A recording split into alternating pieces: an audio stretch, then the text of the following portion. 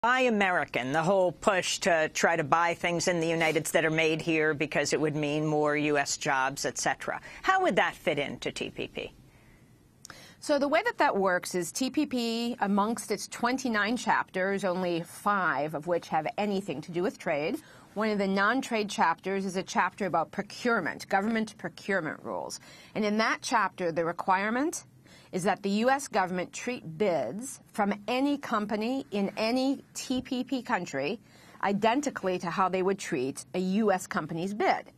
But Buy America and Buy American, 2 laws, the first one from 1934, requires you give a preference to a domestic company so that when we're spending our tax dollars, instead of offshoring our tax dollars, we're reinvesting them in our communities to create jobs and also, by the way, to create innovation. So like the CAFE standards that are now normal, the fuel efficiency standards for cars, that was first a procurement condition.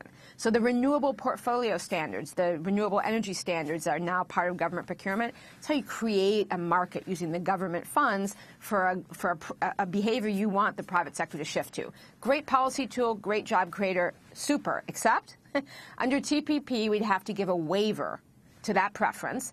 Any company in any TPP country, so even ones that aren't from those countries, Chinese state-owned enterprise firms in Vietnam, would have to be treated the same as a U.S. company and get all of those government contracts. And that's also the same rule that undermines all the buy local preferences. So to the extent, for instance, a lot of school districts have done rules that say, let's buy local food from local farmers, let's not have a big multinational company ship our vegetables 1,000 miles away when we have the ability from right here to produce and procure. Those would also be violations. You have to treat the foreign company the same, give them the same access as you would any domestic company. And if we don't change our laws to meet those rules, we would face trade sanctions until we do. Who negotiated this?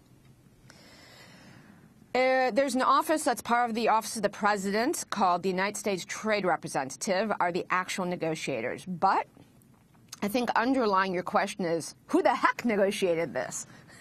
And the reason we have such a lunatic agreement is those negotiators are advised by an official set of U.S. private sector trade advisors.